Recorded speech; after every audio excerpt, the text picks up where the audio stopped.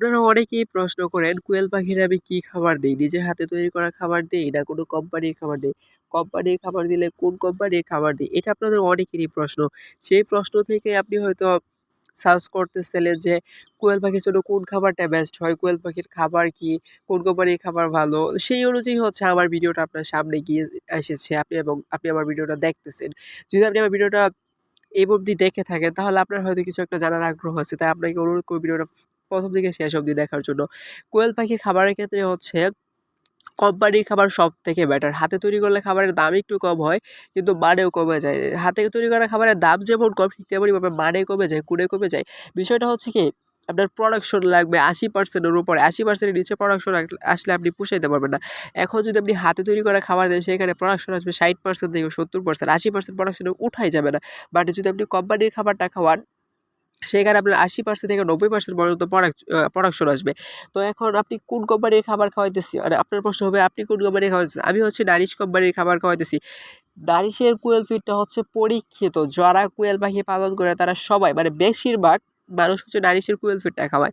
যদিও এটার দাম একটু বেশি কিন্তু জায়গা ভেদে এটার দাম অনেক কম বেশি আছে। যেমন আমাদের এলাকায় নারিশের কোয়েল ফিডের ২৫ কেজি বস্তাটা যে আছে, এটার দাম হচ্ছে ৳১৩৫০ আবার আমাদের পাশের এলাকাতে বিক্রি করে ৳১৩৮০ মানে আমাদের পাশের উপজেলাতেই।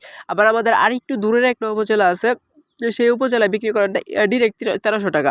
মানে এটা হচ্ছে কি আপনার অবস্থানের অনুযায়ী এবং চাহিদা অনুযায়ী এটার দাম নির্ধারণ করে। যদি চাহিদা বেশি থাকে সেখানে দাম একটু কম পাওয়া যায়। কেন?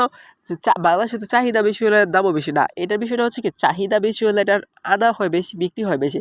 এখন আপনি যদি দিনে ১০ প্যাকেট বিক্রি করেন, যদি আপনার ৳২৫ করে লাভ থাকে, তাহলে আপনার লাভ হইতেছে মাত্র ৳৫০০। যদি আপনি দিনে ১০০ প্যাকেট বিক্রি করতে পারেন, আপনার যে প্রতি প্যাকেটে ৳২০ করে লাভ থাকে, তাও তো আপনার অনেক লাভ হইতেছে, ঠিক না?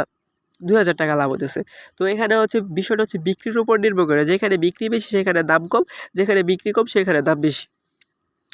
তো নারিশের এই যে কোয়েল ফিডটা আছে এটা বেস্ট। এটা আমি ভাই বিশ্বাস করেন নিজে খাওয়াইছি বিধায় বলতেছি এবং সবার রিভিউ অনুযায়ী বলতেছি। আমি কোনো কোম্পানির ব্র্যান্ডিং করতেছি না। তো আপনি চাইলে আমার উপর বিশ্বাস না, আপনি চাইলে নিজে পরীক্ষা করে দেখতে পারেন। নারিশের কোয়েল ফিডটা খাওয়ায় দেখতে পারেন এবং আপনার প্রোডাকশন অনুযায়ী কি হয় এবং যারা খাওয়াইছেন নারিশের কোয়েল ফিড তারা কমেন্টে জানায় যে নারিশের কোয়েল ফিড আসলেই ভালো না খারাপ। আপনারা অবশ্যই খাওয়াইছেন যারা কোয়েল পাখি পালতেছেন। অনেকেই দেখতেছেন যারা কোয়েল পাখি পালছেন তারাও দেখতেছেন আমার ভিডিওটা। তো যারা রেগুলার ডিম পাচ্ছেন তারাও জানাইতে পারেন যে আসলে নারিশের কোয়েল ফিডটা ভালো না খারাপ। তো আপনাদেরকে আমি বলবো, আপনাদেরকে আমি সাজেস্ট করলাম নারিশের কোয়েল ফিডটা খাওয়ায় দেখতে পারেন। ডিমের পরাশন যদি বেশি হয় তাহলে আপনি নারিশেরটাই খাওয়াবেন। আর যদি ভালো না হয় তাহলে আপনি অন্যতে যেতে পারেন। তবে নারিশেরটা অবশ্যই খারাপ হবে না। ভালো না হোক, সবচাইতে সেরা না হোক, কিন্তু খারাপ হবে না।